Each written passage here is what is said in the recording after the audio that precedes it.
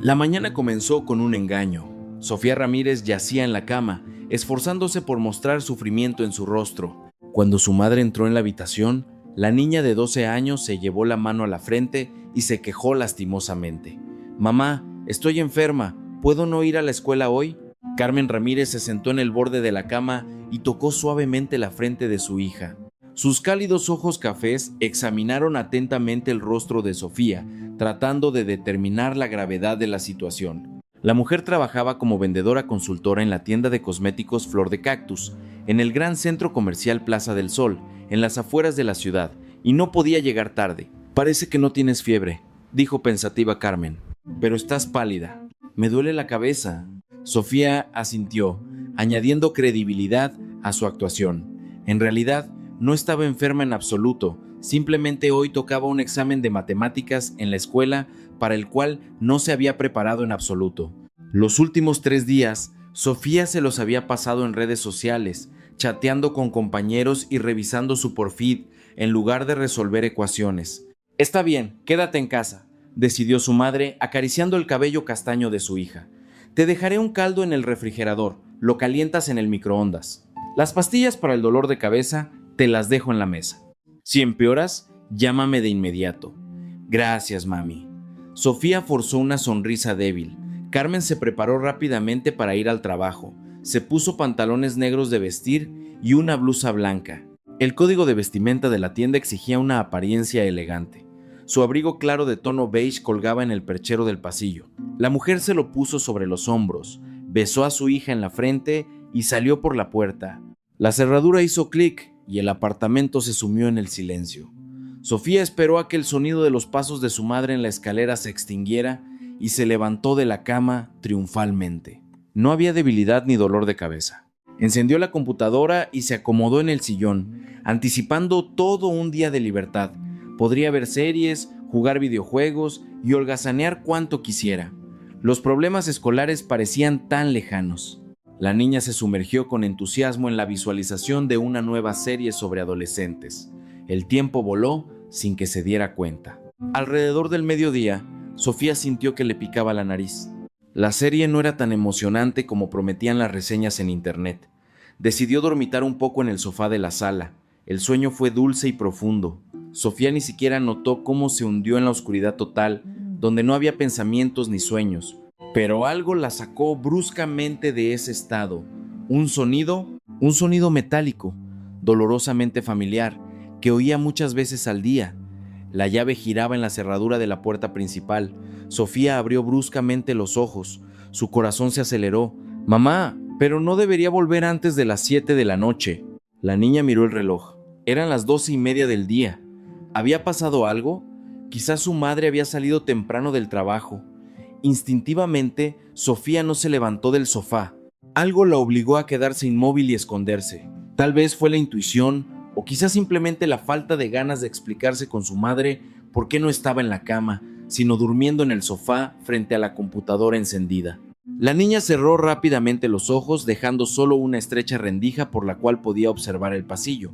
La puerta se abrió sin ruido. Apareció una figura femenina en el umbral, pero no era su madre. Sofía habría reconocido la silueta materna entre mil. Era la tía Elena, la hermana menor de su madre. Elena Vargas se veía completamente diferente a lo habitual. Por lo general, era alegre, ruidosa, siempre con lápiz labial brillante en los labios y una risa fuerte.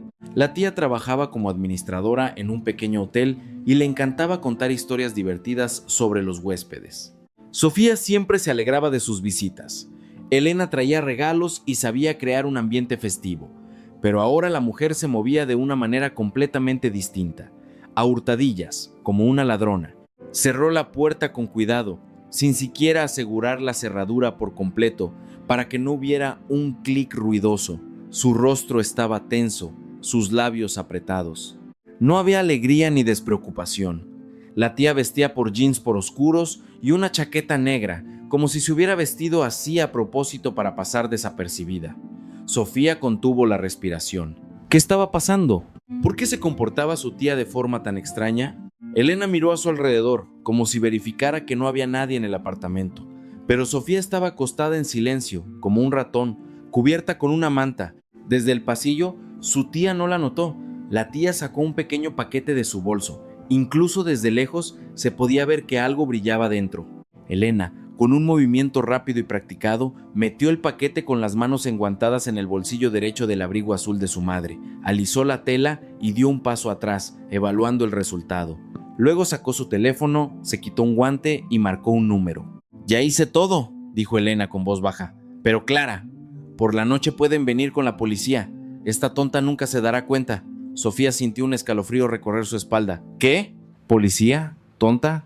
La tía estaba hablando de su madre. Era imposible.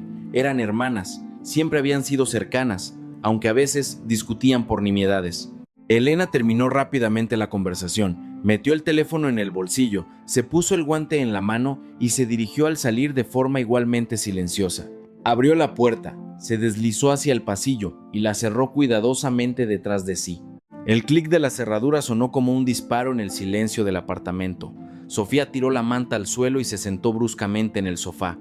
Le temblaban las manos, sus pensamientos estaban confusos. ¿Qué acababa de pasar? ¿Por qué la tía Elena había entrado a escondidas en su apartamento y había metido algo en el abrigo de su madre? ¿Y esa frase sobre la policía, qué significaba? La niña se levantó de un salto y corrió hacia el perchero. Sus dedos palparon el bolsillo derecho del abrigo y se sumergieron en él. De hecho, había un pequeño paquete transparente.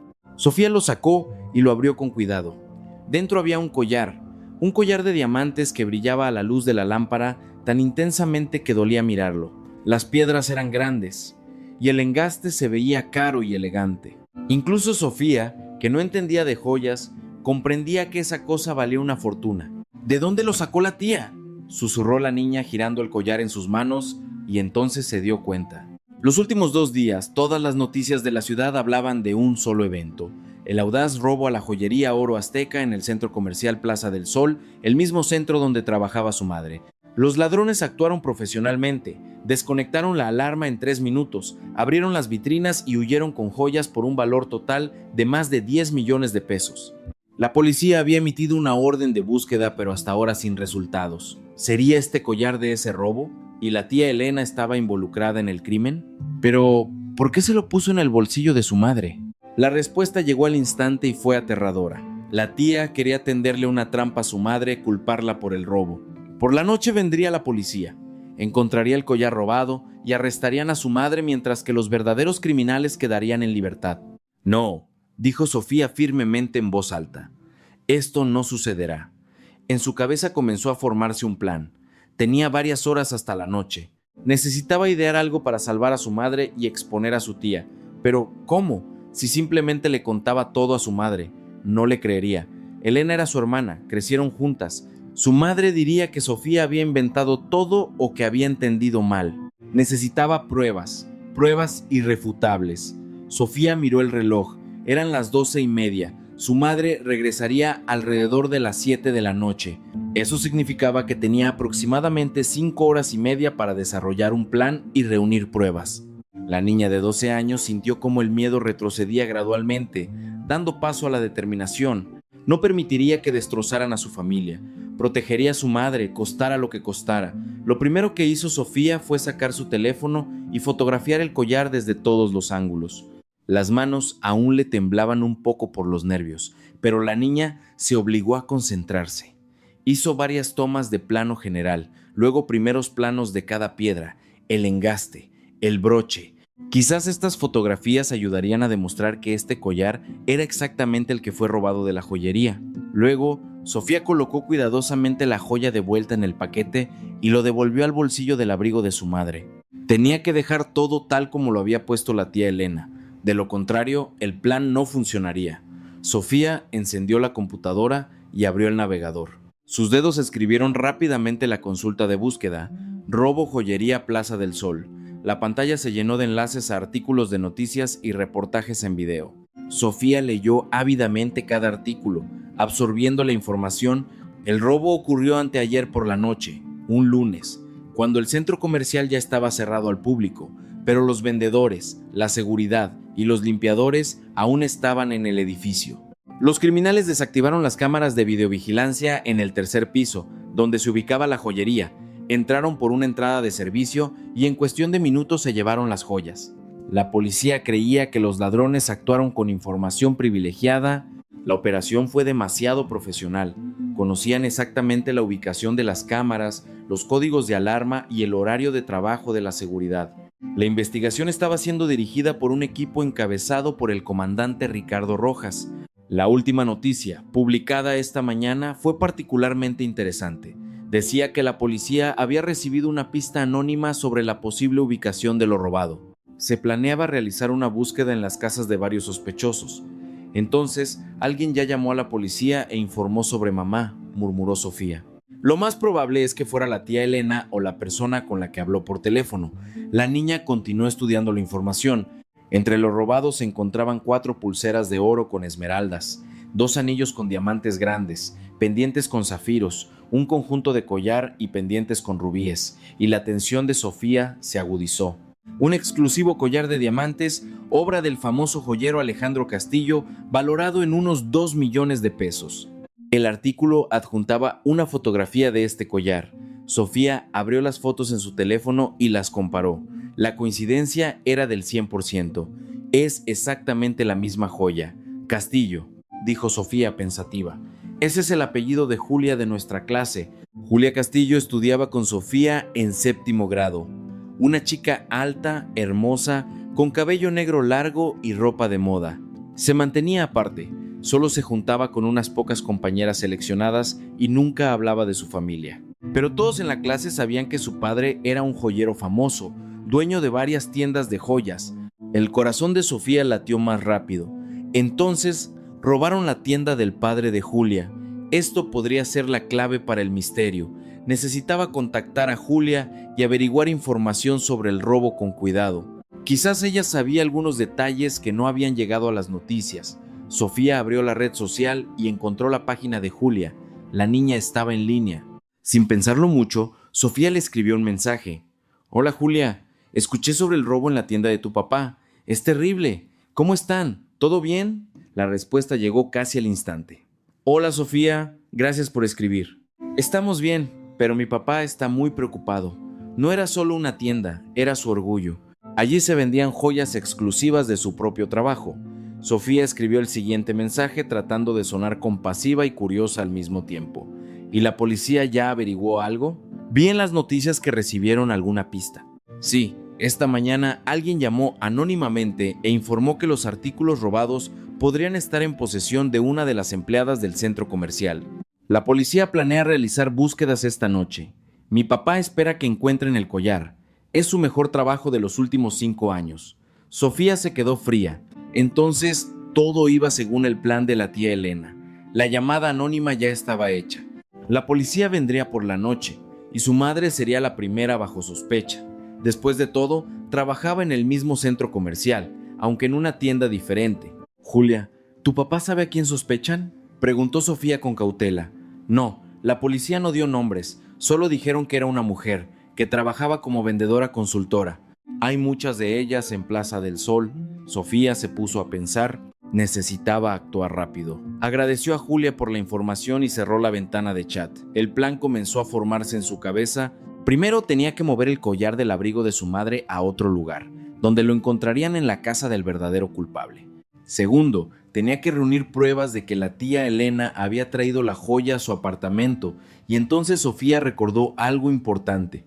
Hace 3 meses, después de que ocurriera un robo en el apartamento vecino, su madre llamó a un técnico que instaló una cámara de videovigilancia en miniatura en la mirilla de su puerta. Grababa todo lo que sucedía en el rellano y guardaba el video en una pequeña tarjeta de memoria, y la cámara seguía funcionando. ¿Sería posible que la visita de la tía Elena se hubiera grabado en video? Sofía corrió hacia la puerta principal y se puso de puntillas, tratando de mirar la mirilla. Por fuera parecía completamente normal, pero por dentro se podía notar una diminuta lente de cámara si se sabía dónde mirar. El técnico les había enseñado a sacar la tarjeta de memoria y ver las grabaciones en la computadora. La niña desenroscó con cuidado el anillo decorativo alrededor de la mirilla y sacó la cámara. La tarjeta de memoria estaba en un lado, en una ranura especial. Sofía la sacó con cuidado y la insertó en la computadora. Apareció una carpeta con archivos de video en la pantalla. Las grabaciones estaban clasificadas por fecha y hora.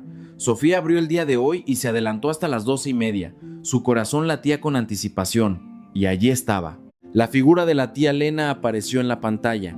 La mujer abría la puerta cuidadosamente con una llave, miraba a su alrededor y se deslizaba dentro del apartamento. La grabación era clara. El rostro de su tía se distinguía perfectamente. La hora en la esquina de la pantalla mostraba 12:27. Sofía guardó ese fragmento en un archivo separado. Una prueba excelente, pero no era suficiente. Tenía que demostrar que la tía Lena estaba involucrada en el robo, y que no solo había ido de visita a la hermana mientras ésta no estaba en casa. La niña pensó. La tía había hablado por teléfono con alguien que le estaba ayudando en este asunto. ¿Quién podría ser y dónde estaba la tía ahora? Sofía volvió a abrir la red social y entró en la página de Elena Vargas. La tía publicaba fotos y actualizaba su estado regularmente. Le encantaba compartir detalles de su vida. La última publicación fue anoche, una foto con un hombre en un café. La leyenda decía: Noche con mi amor. Sofía examinó atentamente al hombre en la foto. Tenía unos 30 años, complexión atlética, cabello corto, un tatuaje en el brazo. El rostro le resultaba vagamente familiar. ¿Dónde lo había visto? La niña siguió bajando el feed por de su tía. Este hombre aparecía en las fotos regularmente durante los últimos 2 meses. En los comentarios, alguien lo llamaba Antonio. La tía Elena respondía con corazones y emoticones. Antonio. Sofía forzó su memoria. Exacto. Hace 2 semanas, cuando la tía fue a cenar con ellos en una reunión familiar, su madre le preguntó por su nuevo novio. Elena contó que conoció a Antonio Flores en el hotel donde trabajaba. Él había alquilado una habitación por varios días. Comenzaron a salir y se inició una relación. Su madre preguntó con cautela a qué se dedicaba Antonio. La tía respondió evasivamente, algo sobre un negocio privado. Sin dar detalles, Sofía recordó que a su madre no le gustó ese Antonio. Después de que los invitados se fueron, dijo que el hombre tenía una mirada extraña y que no le parecía una persona del todo confiable. ¿Sería posible que ese Antonio Flores fuera el ladrón con el que se había relacionado la tía? Sofía continuó estudiando la página de la tía Elena en la red social, hojeando metódicamente fotos y comentarios. Su atención fue atraída por una de las publicaciones, hecha hace un mes. En la foto, la tía estaba de pie junto a Antonio Flores cerca de un almacén. La leyenda decía: Antonio me muestra su nueva oficina, pronto grandes cambios. La niña amplió la fotografía, tratando de distinguir los detalles. En el fondo se veía un letrero: almacenes, La Ribera, renta. La dirección estaba indicada en la esquina del edificio, pero no se podía leer en la foto. Sofía cambió a la búsqueda e introdujo por almacenes La Ribera. El motor de búsqueda arrojó la dirección: zona industrial en la calle ribereña, número 47. Esto estaba en las afueras de la ciudad, en la zona de viejas fábricas y almacenes. Quizás el resto de las cosas robadas están escondidas allí, reflexionó la niña en voz alta. Pero, ¿cómo demostrarlo? Miró el reloj. Era la 1 de la tarde. Faltaban 6 horas para que llegara su madre.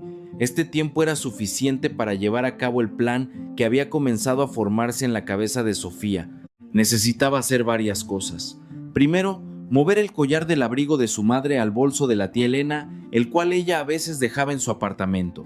Sofía recordó que el bolso negro grande de su tía todavía colgaba en el armario del pasillo. Elena lo había olvidado hace una semana después de otra visita y siempre decía que lo recogería.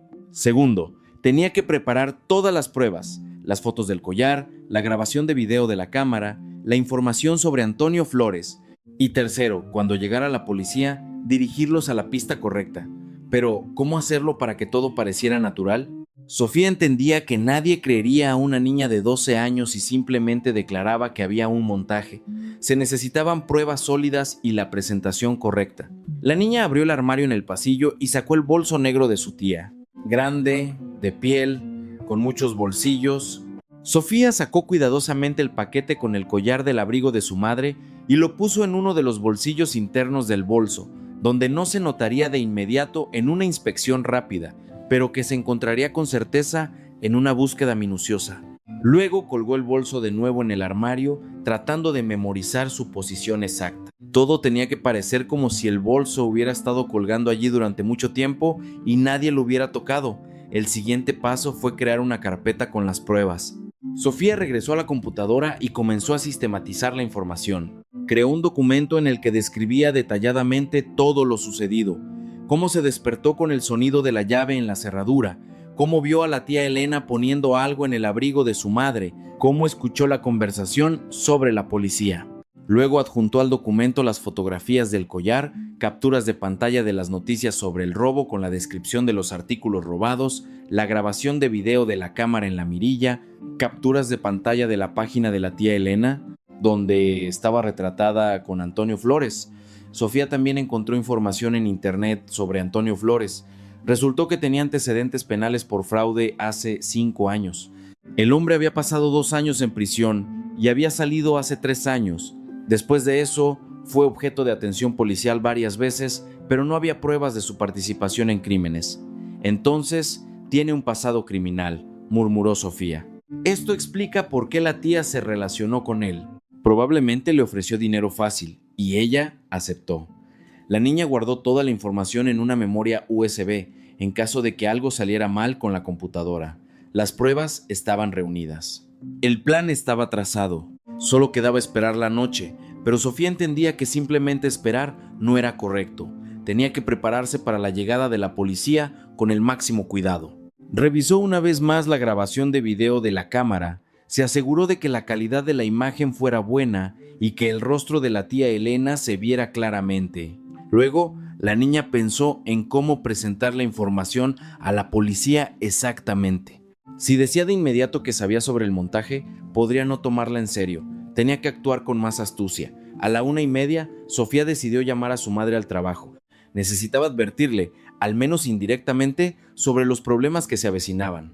«Mamá, hola», dijo Sofía cuando Carmen respondió a la llamada. «¿Cómo estás?» «Sofía, me asustaste. Pensé que había pasado algo. ¿Cómo te sientes?» La voz de su madre sonaba preocupada. «Estoy bien, casi no me duele la cabeza». «Mamá, dime, ¿se suponía que la tía Elena vendría hoy?» Hubo una pausa en el auricular. «¿Elena?» «No, claro que no.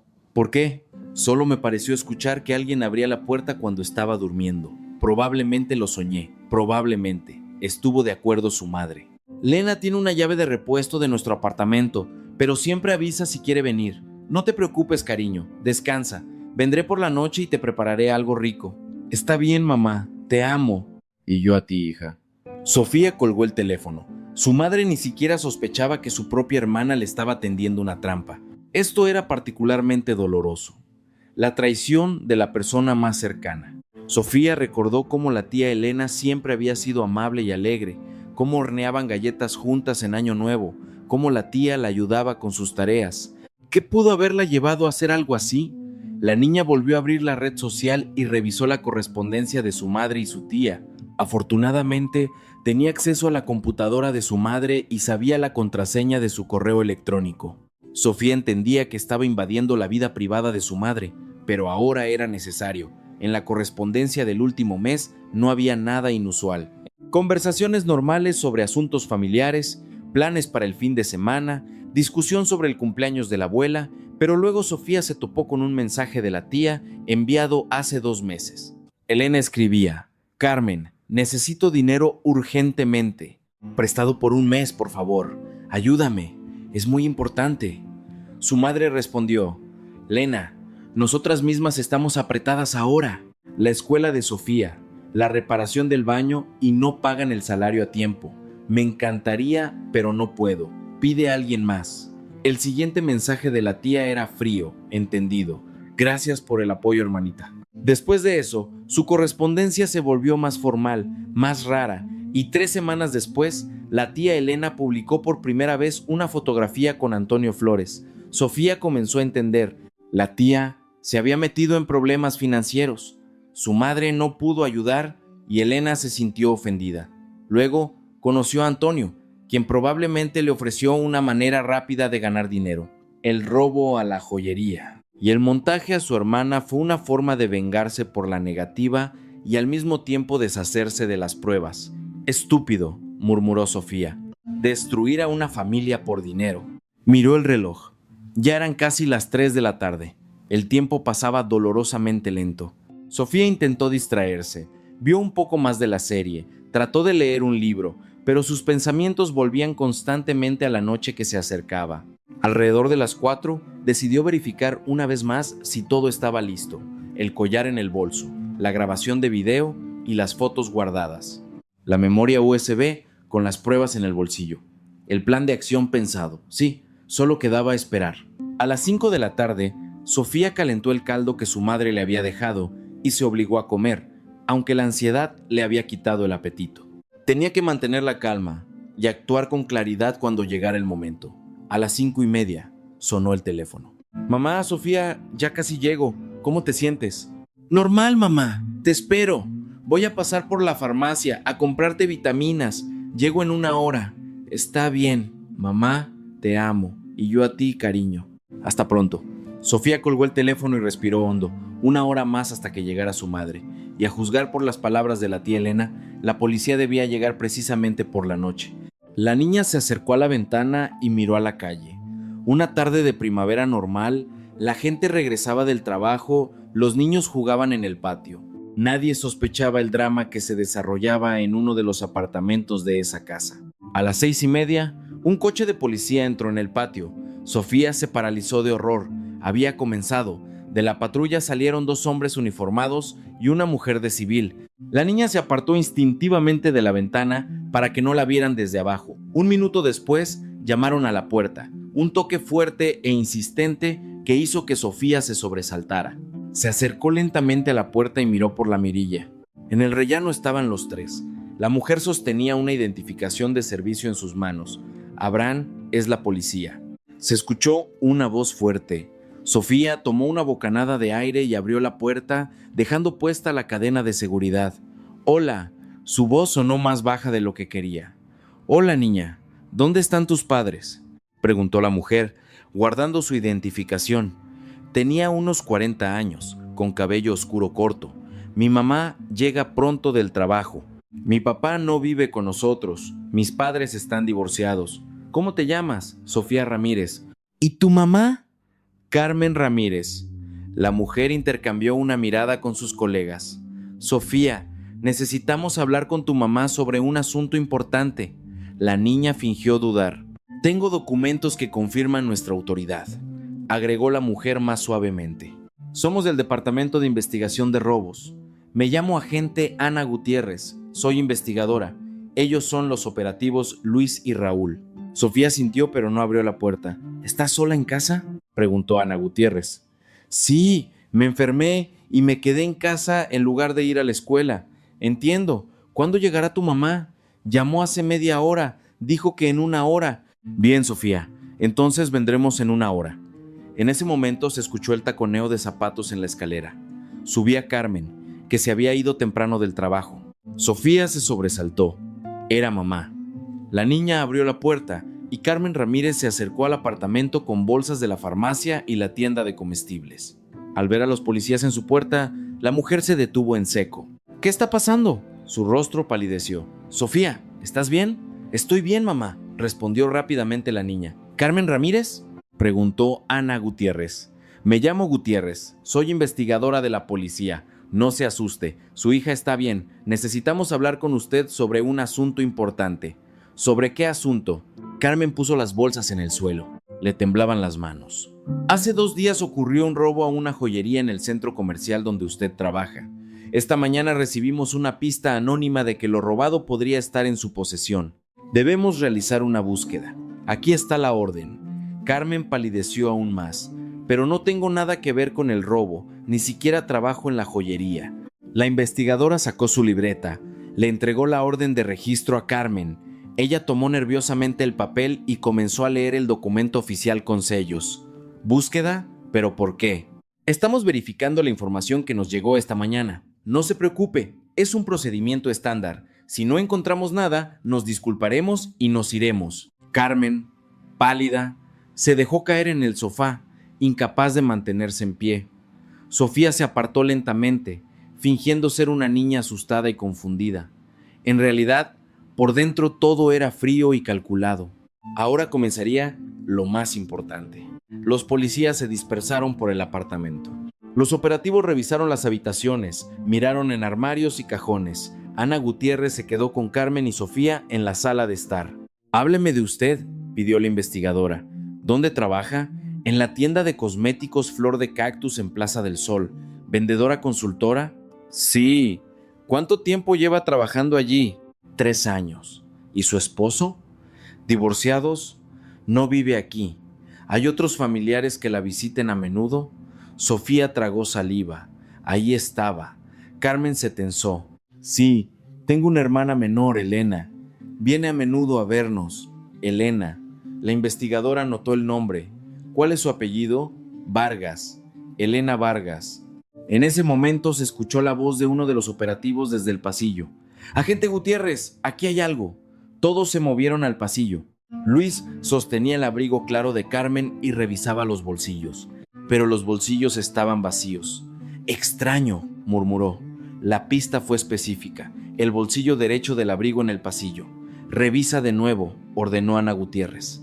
El operativo revisó el abrigo a fondo, verificó el forro, pero no encontró nada.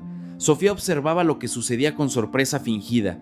«¿Qué están buscando?», preguntó con el tono más inocente. «Una joya robada», respondió la investigadora honestamente. «Tenemos información de que podría estar con tu mamá, pero mi mamá nunca robaría nada», protestó Sofía. «Es una persona honesta». «Estamos verificando eso», la tranquilizó Ana Gutiérrez. Los operativos continuaron la búsqueda, revisaron todos los armarios, todos los estantes, incluso miraron debajo de los colchones. Sofía esperó. Sabía que tarde o temprano llegarían al bolso de la tía Elena en el armario. Y entonces Raúl abrió el armario en el pasillo donde colgaba la ropa de abrigo. Comenzó a revisar los bolsillos de las chaquetas y abrigos. Luego su mano palpó el bolso de piel negro. «¿Y esto qué es?», preguntó, sacando el bolso. «Es el bolso de mi hermana Elena», respondió Carmen. «Lo olvidó aquí la semana pasada». «¿La semana pasada?», preguntó Ana Gutiérrez. «Sí, vino de visita el jueves. Dejó el bolso y siempre decía que lo recogería, pero lo olvidaba». El operativo abrió el bolso y comenzó a revisar el contenido. Un estuche de maquillaje, una libreta. Revisó metódicamente cada bolsillo. Y entonces su mano se sumergió en el bolsillo interno y sacó el paquete familiar. Agente Gutiérrez la llamó. La investigadora se acercó y tomó el paquete, lo abrió y sacó el collar. Los diamantes brillaron a la luz de la lámpara. Hubo un silencio. «Aquí está», dijo Ana Gutiérrez en voz baja. «El collar de diamantes, obra de Alejandro Castillo, una de las principales pruebas en el caso del robo a la joyería». Se volvió hacia Carmen. «Dijo que este bolso pertenece a su hermana, Elena Vargas». «Sí», asintió Carmen, «es definitivamente su bolso, y lo dejó aquí la semana pasada». «Sí», dijo Carmen.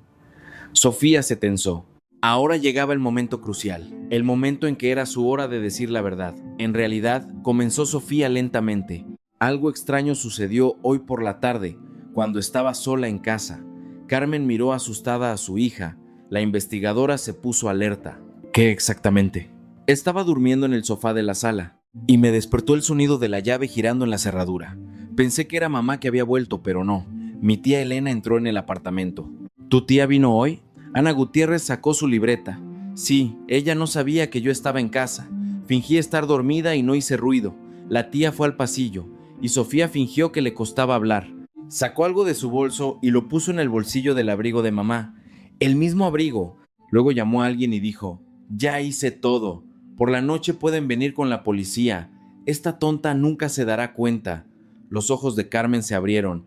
«¿Estás segura de que escuchaste esas palabras, hija?». «Sí». Estaba muy asustada, pero no entendía lo que estaba pasando. Solo cuando la tía se fue, revisé el bolsillo del abrigo de mamá y encontré este paquetito con el collar. No sabía qué hacer. Temía que culparan a mamá de algo que no hizo. «¿Y qué hiciste con el collar?», preguntó la investigadora. «Yo». Sofía bajó los ojos. «Lo cambié al bolso de mi tía. Pensé que si ella puso algo, que lo encontraran en su poder». Carmen se tapó la boca con la mano, desconcertada. Ana Gutiérrez se agachó junto a la niña. «Sofía, esta es una declaración muy seria. ¿Estás segura de lo que dices?». «Absolutamente segura», respondió la niña con firmeza. «Y tengo pruebas». «¿Qué pruebas?». «Una grabación de video». El técnico instaló una cámara en la mirilla después del robo de los vecinos. Grabó cómo mi tía entró en el apartamento hoy por la tarde y fotografié el collar cuando lo encontré en el abrigo de mamá. Todas las fotos tienen marcas de tiempo. Sofía, ¿por qué no me llamaste y me contaste lo que pasó?, sollozó Carmen. Sofía abrazó a su madre. Quería resolverlo yo misma.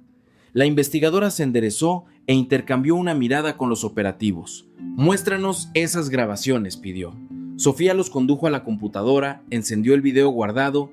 En la pantalla se veía claramente cómo Elena Vargas a las 12:27 abría la puerta con una llave y entraba al apartamento.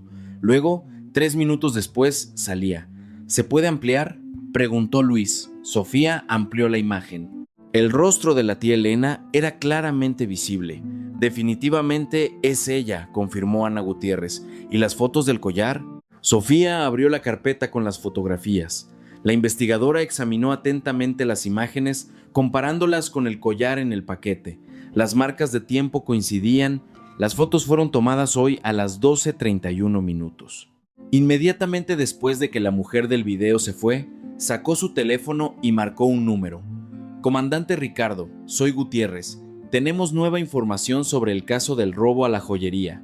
Necesito una orden de detención para Elena Vargas. Sí, la misma que dio la pista. Resulta que ella misma está involucrada en el robo e intentó tender una trampa a su hermana. Sí, tengo pruebas. Grabación de video y testimonio de un testigo. ¿Entendido? Espero instrucciones. Carmen seguía llorando en silencio, sentada en el sofá, incapaz de creer lo que estaba sucediendo. No puede ser, susurró. Mamá. Sofía se acercó a Carmen y la tomó de la mano. Lo vi todo con mis propios ojos. La tía Elena vino hoy por la tarde cuando no estabas. Puso el collar robado en el bolsillo de tu abrigo. Escuché cómo hablaba por teléfono sobre la policía. ¿Pero por qué?, susurró Carmen. ¿Por qué hizo esto? Averiguaremos los motivos, prometió la investigadora. Ahora tenemos que detener a su hermana y a su cómplice. ¿Sabe dónde puede estar? Carmen se secó las lágrimas. Normalmente a esta hora está en el trabajo, en el Hotel Paraíso, en el Paseo de la Victoria o en casa. Vive en la calle Palmera número 15, apartamento 82. Gracias. Ana Gutiérrez transmitió la información por teléfono. Después de que la investigadora terminó la conversación, un tenso silencio se instaló en el apartamento. Los operativos empacaron el collar en una bolsa especial para pruebas. Ana Gutiérrez se sentó junto a Sofía y la miró atentamente. Sofía, eres una niña muy valiente, dijo. No muchos adultos en esta situación mantendrían la compostura. Cuéntame más sobre tu tía. ¿Desde hace cuánto sale con Flores? ¿Quizás has visto a conocidos sospechosos en su casa? La niña asintió. Ahora era el momento en que podía contar todo lo que había descubierto. Hace 2 meses, la tía Elena conoció a Antonio Flores. Publicaba sus fotos en la red social. Cuando la tía venía a cenar, mamá le preguntaba por él y la tía decía que se dedicaba a algún negocio. Antonio Flores, repitió la investigadora, anotando. ¿Recuerdas cómo se ve? Puedo mostrarle sus fotos. Sofía abrió la red social en la computadora y fue a la página de la tía Elena. Aquí está. Ana Gutiérrez examinó atentamente las fotografías. Luego sacó su teléfono nuevamente y le envió las fotos a alguien. Sofía, ¿no sabes dónde vive o trabaja este Antonio? No, pero...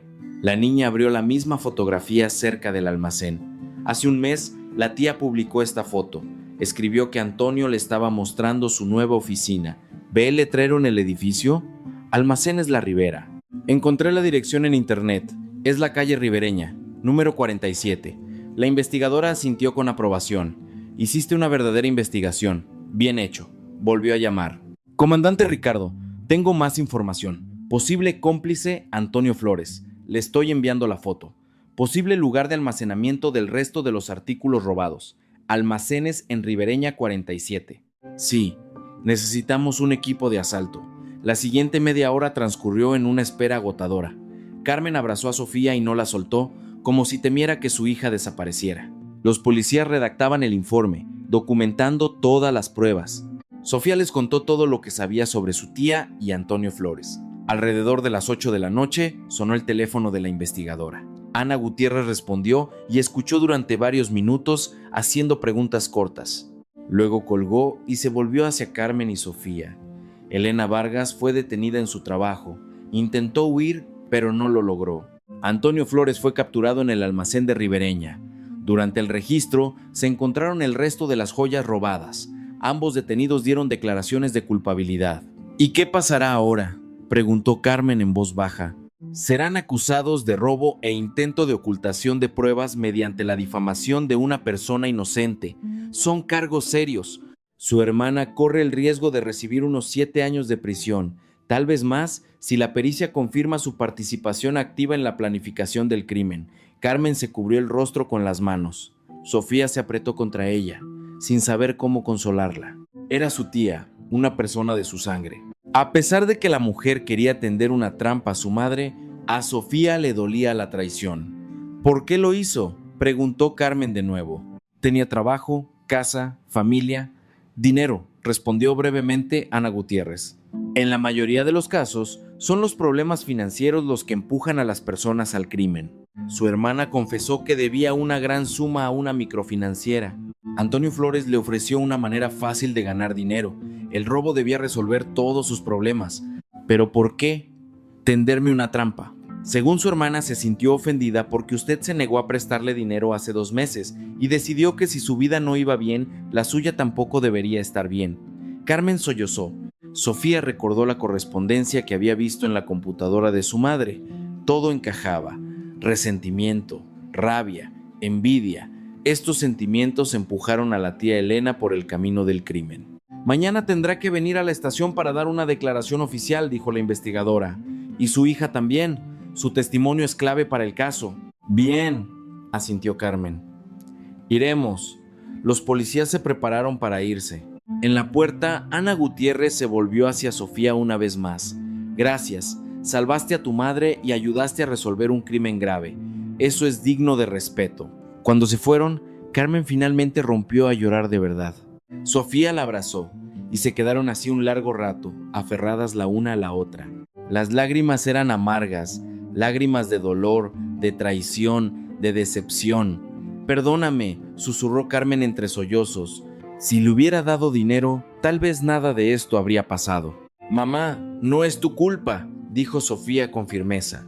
Realmente no teníamos dinero, e incluso si se lo hubieras dado, quién sabe, tal vez se habría relacionado con este Antonio de todos modos. Tú no tienes la culpa de su elección. Su madre besó a su hija en la mejilla. ¿Cómo has crecido, mi inteligente, mi valiente niña? Pasaron la noche juntas, abrazadas en el sofá. Hablaron de todo y de nada, tratando de distraerse de lo sucedido, pero los pensamientos volvían constantemente a la tía Elena. ¿Cómo estaría ahora? ¿Qué sentiría? ¿Se arrepentiría de lo que había hecho? Al día siguiente, sábado, Carmen y Sofía fueron a la estación de policía. Allí se encontraron con el comandante Ricardo Rojas, que estaba a cargo del caso del robo. Un hombre alto de unos 50 años escuchó atentamente el relato de Sofía, haciendo preguntas aclaratorias. Niña, dijo al final, actuaste de manera muy inteligente, no perdiste la calma, reuniste pruebas, actuaste con claridad. Tienes un talento obvio para el trabajo de investigación. Sofía sonrió tímidamente. Esas palabras calentaron su alma. Después de dar su testimonio, salieron del edificio de la policía. Afuera hacía un hermoso clima primaveral. El sol brillaba, las hojas brotaban en los árboles, pero sentían una pesadez en el alma. Mamá, ¿puedo ver a la tía Elena?, preguntó Sofía inesperadamente. Carmen se detuvo. ¿Para qué? No sé. Quiero entender. Quiero escuchar de ella por qué hizo esto. Su madre pensó, luego asintió. Está bien. Preguntaré a la investigadora si podemos verla. Recibieron permiso para reunirse con Elena Vargas 3 días después, un martes. Durante todo este tiempo, Sofía fue a la escuela. Hizo sus tareas, interactuó con sus compañeros, pero sus pensamientos volvían constantemente a su tía. Se imaginaba lo que le diría, qué preguntas le haría. La historia del robo a la joyería y su resolución llegó a las noticias locales. Los periodistas escribieron sobre la valiente niña de 12 años que ayudó a exponer a los criminales. En la escuela, Sofía se convirtió en una heroína. Sus compañeros le hicieron 1000 preguntas, los maestros la elogiaron, la directora incluso la llamó a su oficina y le agradeció por su comportamiento ejemplar. Gulia Castillo, la hija del joyero, se acercó a Sofía durante el recreo. Gracias, dijo sinceramente. Mi papá recuperó el collar. Era su obra favorita. Estaba tan preocupado. Me alegro de que todo haya terminado bien, respondió Sofía. Si alguna vez necesitas ayuda, solo dímelo. ¿En serio? No solo salvaste las joyas, sino también la reputación de nuestra tienda. Las niñas se abrazaron. Sofía sintió que había ganado una verdadera amiga. El martes, después de la escuela, Carmen y Sofía fueron al centro de detención donde estaba recluida Elena Vargas. Era un edificio gris y sombrío en las afueras de la ciudad. Pasaron por varios puestos de seguridad, un cacheo y finalmente llegaron a la sala de visitas. Unos minutos después, trajeron a la tía Elena a la sala. Sofía apenas la reconoció. La mujer había perdido peso, su rostro estaba demacrado, su cabello estaba recogido sin cuidado en una cola de caballo. No había lápiz labial brillante ni joyas, solo ropa gris de prisionera. Al ver a su hermana y sobrina, Elena se quedó inmóvil. Luego se acercó lentamente y se sentó frente a ellas. Carmen, Sofía, su voz temblaba. No pensé que vendrían. Carmen permaneció en silencio, con los labios apretados. Sofía vio cómo su madre luchaba con sus emociones. Elena, dijo finalmente Carmen, ¿por qué? ¿Cómo pudiste? Elena bajó la mirada. No lo sé, fue todo por el dinero. Me endeudé tanto que no vi salida. Antonio me ofreció una salida, y acepté. Pero tenderle una trampa a tu propia hermana. La voz de Carmen tembló. Querías que me encarcelaran por algo que no hice. Me ofendí contigo, confesó Elena. Cuando me negaste el dinero pensé que no me querías, que te daba igual. Estaba enojada. Cuando conocí a Antonio, él me repetía todo el tiempo que la familia es la que debe ayudar en momentos difíciles. Y como me negaste, significaba que no me considerabas de tu sangre. Pero nosotras mismas no teníamos dinero. Carmen golpeó la palma de su mano contra la mesa. Apenas llegábamos a fin de mes. ¿Crees que fue fácil negarte? Ahora lo entiendo. Elena se secó las lágrimas. Antonio me manipuló, avivó mi resentimiento, mi ira. Me convirtió en cómplice de un crimen. Y luego me convenció de que teníamos que tenderte una trampa para desviar la atención de la policía de nosotros. Sofía escuchó esta conversación y todo dentro de ella se contrajo. Qué fácil puede una persona caer en un abismo si cede a sentimientos oscuros y escucha a gente mala. Tía Elena habló finalmente. ¿Pensaste siquiera por un segundo lo que pasaría conmigo si metían a mamá en la cárcel? Me quedaría sola. Papá nos dejó. Mi abuela está lejos. Me habrían enviado a un orfanato. Elena se estremeció, como si le hubieran dado un golpe.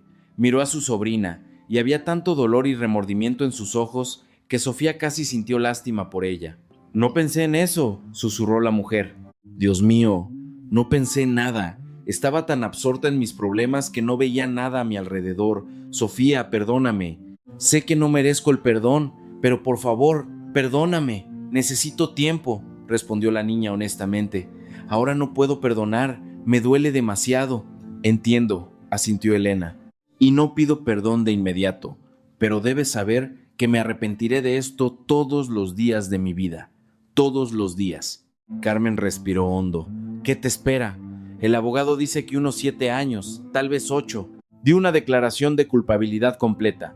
Esa es una circunstancia atenuante. También dicen que el hecho de que no fui la instigadora del crimen, sino una cómplice, también se tendrá en cuenta. 8 años, repitió Carmen. Dios mío, Elena, ¿qué has hecho? Lo sé, lo entiendo todo, y ¿sabes qué? Me lo merezco. Quizás estos años me ayuden a reconsiderar mi vida, a ser mejor. Se quedaron media hora más, hablando de todo, de su infancia, de sus padres que murieron hace unos años, de lo unidas que estuvieron alguna vez. Elena contó cómo conoció a Antonio, cómo él la fue involucrando gradualmente en el crimen, convenciéndola de que todo iría bien. Antonio resultó ser un estafador profesional, dijo Elena. Ya había organizado robos similares varias veces en otras ciudades. La policía encontró vínculos con otros 3 casos. Le darán unos 15 años, no menos. Espero que hayas aprendido la lección, dijo Carmen, levantándose. El dinero fácil no existe y solo debes confiar en personas probadas. Lo entendí, asintió Elena. Carmen, ¿puedo escribirte cartas? No tienes que responder, solo para saber que las recibes. Carmen dudó, luego asintió. Escribe, no prometo responder de inmediato, pero las leeré. Al salir del centro de detención, la niña y su madre sintieron alivio. Habían dado un paso hacia el perdón. No significaba que hubieran olvidado la traición, pero significaba que estaban dispuestas a darle a Elena una oportunidad de redención. Eres fuerte por aceptar seguir en contacto con ella. Después de todo, es tu hermana, dijo Sofía. Estoy enojada con ella, admitió Carmen. Muy enojada, pero sigue siendo mi hermana, mi única hermana. No puedo simplemente borrarla de mi vida, incluso después de todo lo que pasó. Por la noche, durante la cena, la pequeña familia Ramírez habló largo y tendido sobre lo sucedido. Las semanas siguientes transcurrieron en relativa calma. La vida volvió gradualmente a la normalidad. Sofía iba a la escuela, se juntaba con sus amigas. Julia Castillo la invitó a su cumpleaños y se hicieron muy amigas. Una noche, mientras Sofía hacía la tarea, su madre entró en su habitación. Sofía, recibí una carta de Elena. ¿Quieres leerla? La niña dejó el libro de texto y tomó la carta. La letra de su tía era familiar, pero las letras salían desiguales, como si la mano le temblara al escribir. Queridas Carmen y Sofía, ha pasado una semana desde nuestro encuentro. Pensé mucho en nuestra conversación. El abogado dice que el juicio está programado para el próximo mes. Lo más probable es que me den 7 años, considerando la admisión de culpabilidad y la falta de antecedentes penales. No voy a mentir, tengo miedo. La prisión asusta, pero entiendo que merezco el castigo. Cada noche recuerdo el día en que fui a su casa y puse el collar en el bolsillo de tu abrigo, Carmen. ¿Cómo pude actuar así? ¿Cómo pude pensar solo en mí y en mis problemas? Ahora entiendo por qué mis padres siempre decían que la familia es sagrada. Me advirtieron que el dinero fácil no trae nada bueno, pero no escuché. Pensé que era más inteligente que todos. Sofía, gracias por lo que hiciste. No solo salvaste a tu madre, sino que también evitaste que yo cayera completamente en el abismo. Si el plan hubiera tenido éxito, no habría podido vivir con esa carga en mi conciencia. Tarde o temprano la conciencia me habría obligado a confesar. Cumpliré mi condena y pensaré en cómo cambiar mi vida cuando salga. Quiero obtener una educación, encontrar un trabajo normal, convertirme en una persona de la que puedan estar orgullosas. No sé si me perdonarán alguna vez, pero trabajaré para ganarme su perdón. Con amor y arrepentimiento, Elena. Sofía dobló la carta y se la devolvió a su madre. ¿Crees que lo escribió sinceramente?, preguntó. Creo que sí, respondió Carmen. La gente es capaz de cambiar, si realmente quiere hacerlo. Un día en la escuela, durante la clase de educación física, algunas compañeras se acercaron a Sofía y una de ellas, Natalia, preguntó: Sofía, por favor, cuéntanos, ¿qué sentiste cuando te diste cuenta de que tu tía quería tenderle una trampa a tu mamá? Sofía se sintió incómoda, pero respondió. Al principio no podía creerlo, comenzó. La tía Elena siempre fue amable, alegre. Pasábamos mucho tiempo juntas, pero cuando escuché su conversación telefónica y vi el collar, supe que tenía que actuar. No podía permitir que culparan a mamá de algo que no hizo. ¿Tuviste miedo?, preguntó otra compañera, Lucía. Sí, mucho, pero el miedo pasó a un segundo plano cuando pensé en lo que le podría pasar a mamá. La amo y no me imagino la vida sin ella. ¿Y cómo supiste que tenías que reunir pruebas?, preguntó Alicia. Entendí que solo las palabras no serían suficientes. ¿Quién creería a una niña de 12 años acusando a un adulto? Necesitaba hechos, por eso recordé la cámara en la mirilla, fotografié el collar, encontré información sobre el cómplice de la tía en internet. Sofía, ¿estás enojada con tu tía?, preguntó Natalia. Estoy decepcionada, respondió la niña honestamente. Duele cuando un ser querido te traiciona, pero no quiero odiarla. La tía Elena se equivocó, tomó una decisión terrible, pero sigue siendo una persona capaz de arrepentirse y cambiar. ¿Y seguirás en contacto con ella?, preguntó Natalia de nuevo. Ahora no sé, necesito tiempo para asimilar todo lo sucedido. Quizás algún día pueda perdonarla, pero definitivamente no será hoy ni mañana. Por la noche, la pequeña familia Ramírez se reunió en casa para cenar. Su madre había horneado un pastel de repollo. Hablaron del futuro, hicieron planes. Sofía, dijo su madre, después de todo lo que pasó, me puse a pensar. Mostraste tales habilidades para la investigación que quizás deberías considerar una educación relevante en el futuro. Ya lo pensé, admitió la niña. El comandante Rojas también dijo que tengo talento. Quiero ser abogada. Defender a personas inocentes, ayudar a resolver crímenes. Es un objetivo digno, asintió su madre con aprobación. Te apoyaré en todo. La conversación pasó a otros temas, pero Sofía sintió que la confianza crecía dentro de ella. Los acontecimientos de las últimas semanas la habían cambiado. Había madurado, se había vuelto más fuerte, había aprendido a tomar decisiones difíciles. Al día siguiente en la escuela, Sofía fue recibida como una heroína. La directora anunció su premiación en la Asamblea General. Sus compañeros le pidieron tomarse fotos con el diploma. Los maestros la elogiaron, pero la niña trató de no presumir. Entendió que simplemente hizo lo que tenía que hacer. Después de clases, Julia Castillo se acercó a ella. Sofía, mi papá quiere conocerte. Te pidió que le transmitiera una invitación a un almuerzo dominical. Ven con tu mamá. ¿Para qué?, se sorprendió Sofía. Quiere agradecerte personalmente. Y también tiene una sorpresa para ti. El domingo, la familia Ramírez llegó a la gran casa de los Castillo en las afueras de la ciudad. Alejandro Castillo, el famoso joyero, lo recibió en la puerta. Era un hombre de unos 50 años con canas nobles y ojos amables. Bienvenidos. Un cálido saludo, dijo. Pasen, por favor. La casa era espaciosa y estaba bellamente amueblada. Toda la familia Castillo se reunió alrededor de la mesa del comedor. Alejandro Castillo, su esposa Clara, Julia y su hermano menor Arturo. El almuerzo transcurrió en un ambiente agradable. Los Castillo resultaron ser anfitriones hospitalarios. Después de comer, Alejandro Castillo les pidió a todos que pasaran a la sala de estar. Sofía se dirigió a la niña. Quiero agradecerte de todo corazón. No solo ayudaste a recuperar el collar robado que tardé un año en crear, sino que también salvaste la reputación de mi tienda. Después del robo, los clientes comenzaron a dudar de nuestra seguridad, pero ahora que los criminales están atrapados, todo ha vuelto a la normalidad. Sacó una bonita caja y se la entregó a Sofía. Esto es para Chi. Una pequeña muestra de gratitud. La niña abrió la caja y jadeó. Dentro había un elegante colgante de oro en forma de pequeña llave, salpicado de diminutos diamantes. Es demasiado caro, susurró ella. Es mi trabajo, sonrió Alejandro Castillo. La llave simboliza que encontraste la clave para resolver el crimen.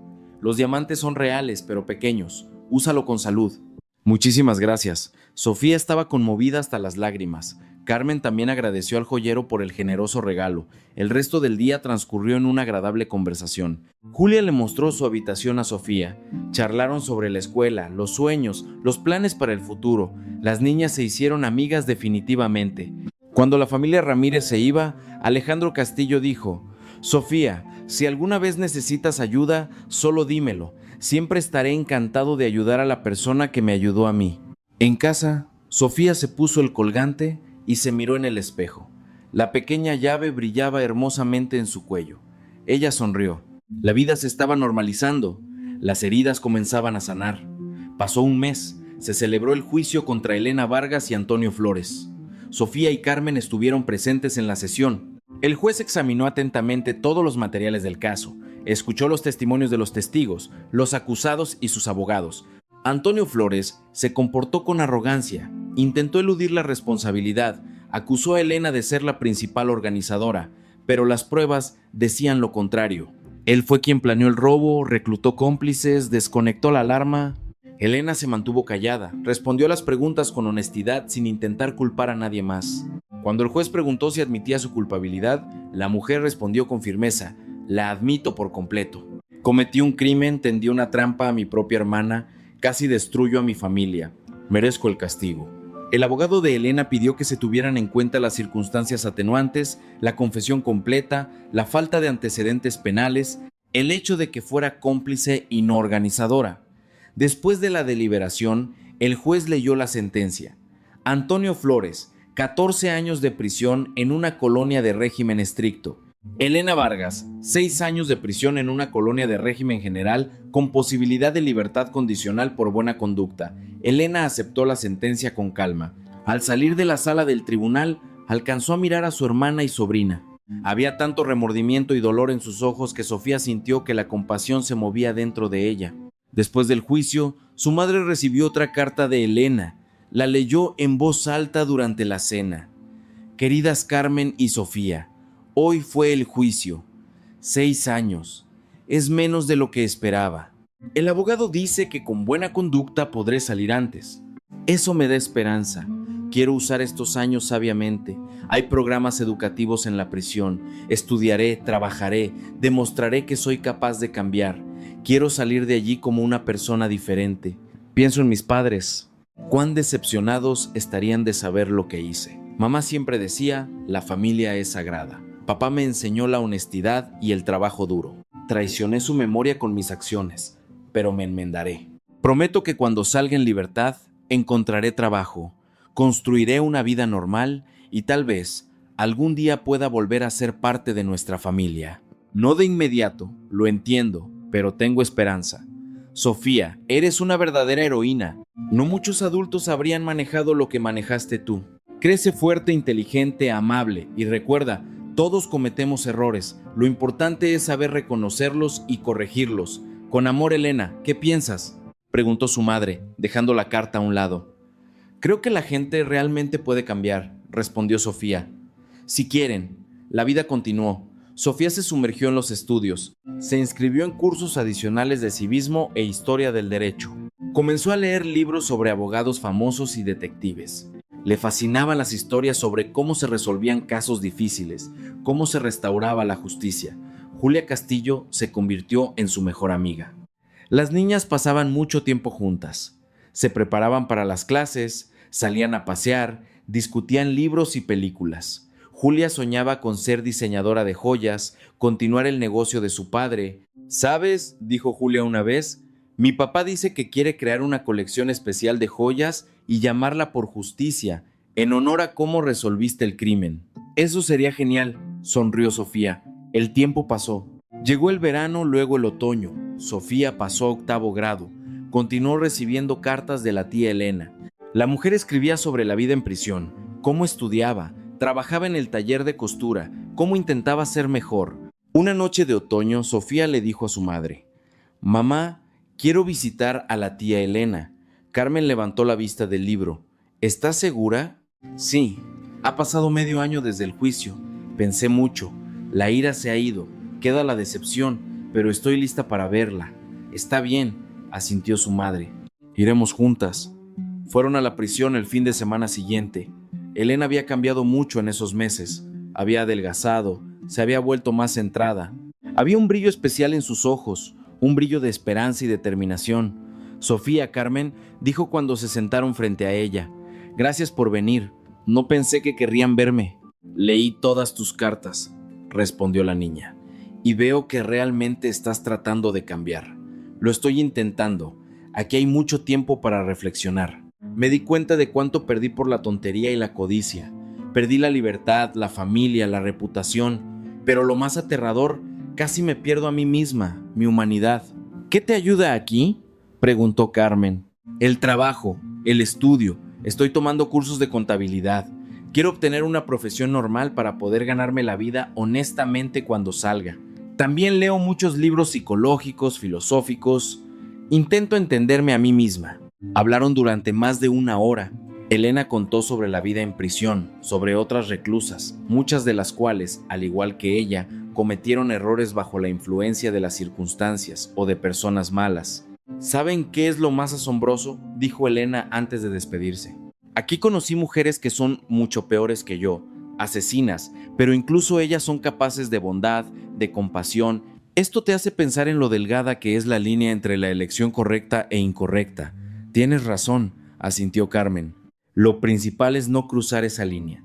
Al salir de la prisión, la niña y su madre sintieron alivio. Habían dado un paso hacia el perdón.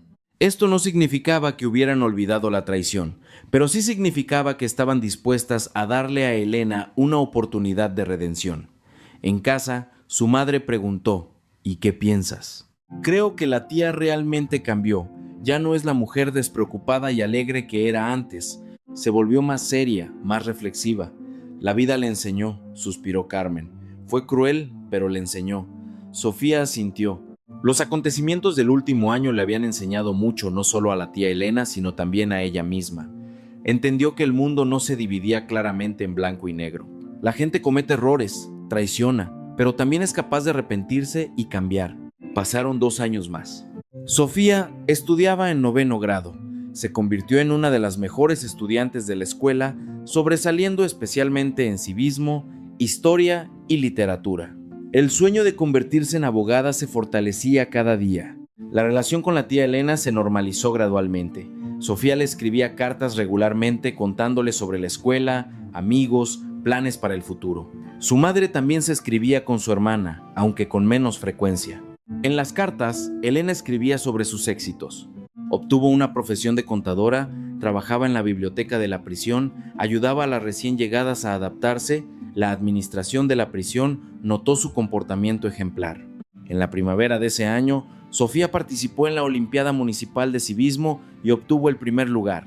Este fue un paso importante hacia la admisión a la clase de Derecho especializado que se abriría en su escuela a partir del nuevo año escolar. En la ceremonia de premiación de los ganadores de la Olimpiada, se encontró nuevamente con el comandante Rojas. Él se acercó a ella después de la parte oficial.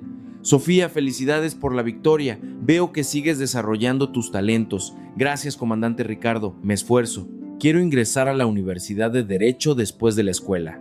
Excelente elección. Sabes, aquí en la policía tenemos un programa de orientación profesional para estudiantes.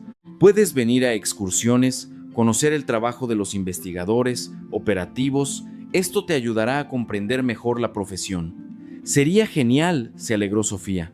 Entonces espera la invitación. Organizaremos un día especial de puertas abiertas para ti y otros estudiantes interesados. Ese día tuvo lugar un mes después.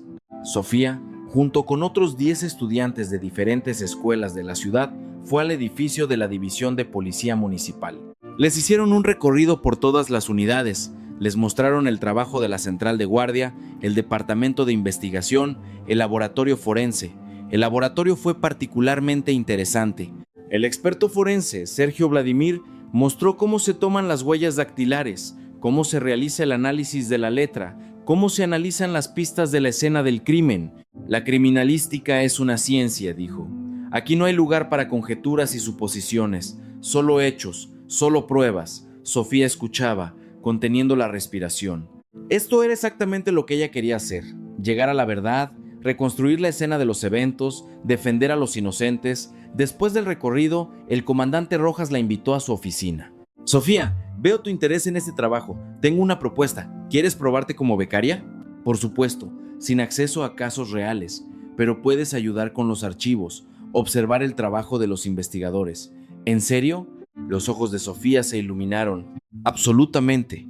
Es una práctica no remunerada de unas pocas horas a la semana, pero la experiencia no tiene precio. Habla con tu mamá si ella acepta. Ven. Su madre, por supuesto, estuvo de acuerdo. Desde ese día, Sofía comenzó a ir a la policía 2 veces por semana después de la escuela. Revisaba casos de archivo, estudiaba metodologías de investigación, a veces estaba presente en interrogatorios, con el consentimiento de todos los participantes. Esta práctica le abrió los ojos a muchas cosas. Vio lo complejo y responsable que era el trabajo de un investigador, lo importante que era ser objetivo, no dejarse llevar por las emociones, verificar cuidadosamente cada detalle. Una vez, estaba ayudando a revisar un caso de fraude donde la mujer acusada afirmaba que había actuado bajo la presión de su pareja.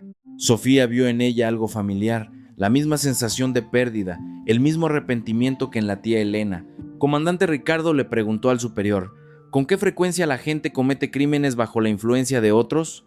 Más a menudo de lo que quisiéramos, suspiró. Manipulación, presión, amenaza. Todo esto empuja a las personas por el camino del crimen, especialmente a las mujeres que caen bajo la influencia de parejas autoritarias. ¿Es justo castigarlas con la misma severidad que a los principales organizadores? La ley tiene en cuenta el grado de participación. Los cómplices suelen ser castigados con menos dureza, pero la responsabilidad aún debe asumirse.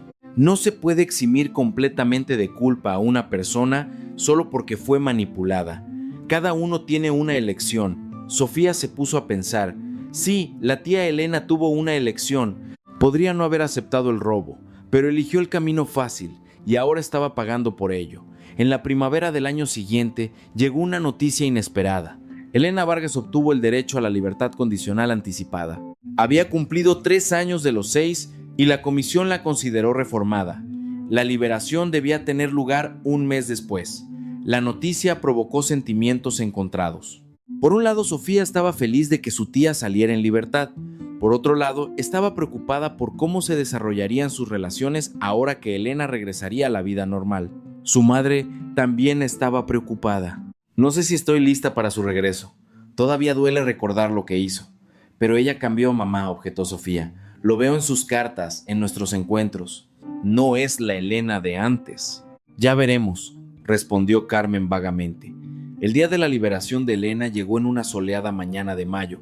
Sofía y su madre fueron a recibirla a la puerta de la prisión. Estaban paradas junto al coche cuando las macizas puertas se abrieron y Elena salió. La mujer había cambiado aún más. Estaba delgada, pero en forma. Su cabello corto, su rostro sin maquillaje, pero había un nuevo brillo en sus ojos, un brillo de esperanza y determinación. Al ver a su hermana y sobrina, Elena se detuvo. Luego se acercó lentamente. Nadie sabía qué decir. Hubo una pausa incómoda. Finalmente, Carmen dio un paso adelante y abrazó a su hermana. Simplemente la abrazó fuerte, por mucho tiempo. Elena rompió a llorar. «Perdóname», repetía entre sollozos. «Perdóname, perdóname, perdóname». «Silencio», la consoló Carmen. «Todo quedó atrás. Cumpliste tu condena. Cambiaste. Ahora comienza una nueva vida». Sofía también se acercó y abrazó a su tía. Las tres se quedaron de pie, abrazadas, llorando de dolor, de alivio, de esperanza por un futuro mejor. De camino a casa, Elena contó sus planes. «Ya encontré trabajo a través del programa de empleo para exreclusos, asistente de contadora en una pequeña empresa. El director sabe de mi pasado, pero está dispuesto a darme una oportunidad. Viviré en un apartamento alquilado, trabajaré, volveré gradualmente a la vida normal». «Eso está bien», aprobó Carmen. «Lo principal es que no te desvíes del camino elegido». «No lo haré, lo prometo». Estos 3 años me enseñaron a valorar la libertad, la familia, la vida honesta. No quiero volver nunca más allí. En casa, durante la cena, Elena se dirigió a Sofía. «Sofía, escuché que quieres ser abogada. ¿Es así?» «Sí», asintió la niña. «Quiero defender a los inocentes, ayudar a resolver crímenes. Es un objetivo noble y estoy segura de que lo lograrás. Tienes todo lo necesario: inteligencia, valentía, sentido de la justicia. Gracias. ¿Y sabes qué?». Sofía miró a su tía a los ojos. «Esa historia del robo, por horrible que fuera, me enseñó mucho. Me di cuenta de que los crímenes no son cometidos por monstruos, sino por personas comunes que tomaron la decisión equivocada y que todos merecen una oportunidad de redención». Elena sonrió a través de las lágrimas. «Eres sabia para tu edad, niña. Cuida esa cualidad». Pasaron 4 años más. Sofía terminó la escuela e ingresó a la Universidad de Derecho. Su sueño se estaba haciendo realidad. Estudiaba con entusiasmo, sumergiéndose en el estudio del derecho, la criminalística, la psicología. La tía Elena se integró completamente en la sociedad en estos años. Trabajó con éxito como contadora, vivía en un apartamento pequeño pero acogedor, incluso adoptó un gato. Las relaciones con la familia se normalizaron gradualmente, se reunían regularmente, celebraban festividades juntas. Sin embargo, entre Elena y Carmen siempre quedó una pequeña grieta, una huella de esa traición, pero ambas aprendieron a vivir con eso, a aceptar el pasado como una lección, no como una sentencia. Antonio Flores continuaba cumpliendo su condena. Elena nunca volvió a mencionarlo, como si lo hubiera borrado de su memoria. Fue una etapa cerrada y dolorosa de su vida. Un día, cuando Sofía estaba en el 2º año de la universidad, la llamó el comandante Rojas. «Sofía, tengo una propuesta interesante. Estamos reclutando un grupo de estudiantes de Derecho para hacer prácticas en el departamento de investigación. ¿Quieres intentarlo?». «Claro», respondió ella sin dudarlo. Las prácticas resultaron ser difíciles, pero increíblemente interesantes. Sofía trabajó bajo la dirección de investigadores experimentados, estudió casos reales, participó en interrogatorios, visitas a la escena del crimen. Fue una experiencia invaluable. Una vez le encargaron estudiar un caso de robo en una casa particular. La acusada era una mujer joven que afirmaba haber actuado bajo las amenazas de su novio. Al leer los materiales del caso, Sofía recordó a la tía Elena y la situación que ocurrió hace muchos años. Estudió cuidadosamente todos los detalles, entrevistó a los testigos, reunió pruebas adicionales. Al final, se logró demostrar que la mujer era realmente víctima de violencia doméstica y manipulación. Fue sentenciada a libertad condicional con la obligación de someterse a rehabilitación y el principal organizador, su novio, fue enviado a prisión. Este caso fortaleció la determinación de Sofía de convertirse en abogada. Quería no solo castigar a los criminales, sino comprender las causas de los crímenes, ayudar a quienes se encontraban en una situación difícil, defender a quienes no podían defenderse por sí mismos. Los años universitarios pasaron rápidamente. Sofía se graduó con honores. El día de la graduación, el comandante Rojas fue a felicitarla. Sofía, dijo, el día en que una niña de 12 años resolvió un robo, supe que de ella saldría una abogada excepcional, y no me equivoqué. Felicidades. Gracias, Sofía sonrió. Gracias a todos los que me apoyaron estos años, especialmente a mi mamá. La tía Elena se acercó a ella más tarde en la ceremonia de graduación. Sofía, estoy orgullosa de ti y agradecida. No solo salvaste a tu mamá entonces, sino que también me salvaste a mí. Me diste la oportunidad de enmendarme. No me diste la espalda cuando hubiera sido más fácil hacerlo. Tía Elena, todos merecen una segunda oportunidad. Tú la aprovechaste correctamente, construiste una nueva vida, te convertiste en una persona diferente. ¿Sabes? Elena hizo una pausa. Unos años después recibí una carta de Antonio. Escribió desde la prisión pidiendo perdón, diciendo que él también había cambiado. No respondí. Es mejor que algunas personas permanezcan en el pasado. Tienes razón, asintió Sofía. Sofía recordó ese día, hace muchos años, cuando todo comenzó. La enfermedad fingida, el sonido de la llave en la cerradura, la tía con el collar en sus manos. ¿Qué miedo tuvo entonces? ¿Cómo no sabía qué hacer? Pero lo superó, encontró la fuerza, reunió pruebas, salvó a su madre y este evento determinó toda su vida posterior. ¿Sabes?, dijo Sofía pensativa. A veces los eventos más aterradores se convierten en las lecciones más importantes.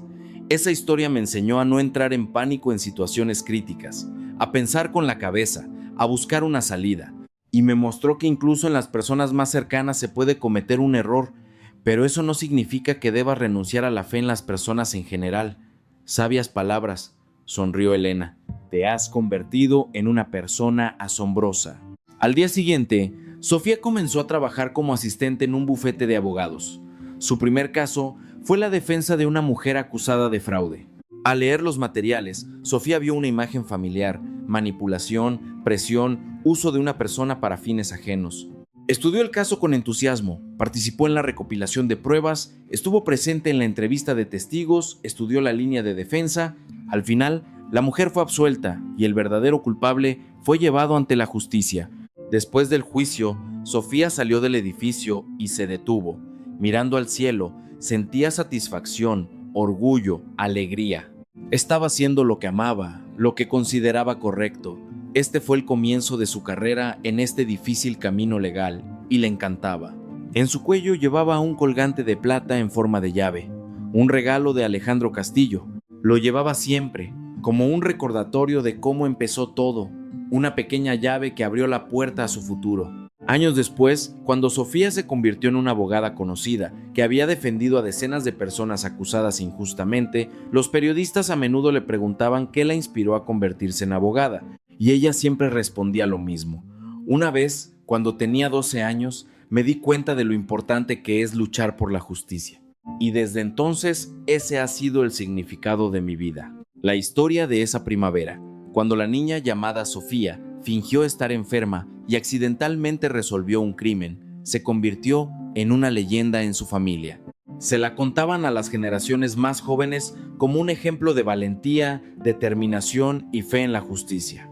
Y la tía Elena, que una vez cometió un error terrible, se convirtió en un ejemplo de que incluso después de caer, uno puede levantarse, enmendarse, ser mejor. Vivió el resto de su vida honestamente, sin volver a infringir la ley, ayudando a otros exreclusos a adaptarse después de su liberación. La familia Ramírez aprendió a perdonar, pero no a olvidar.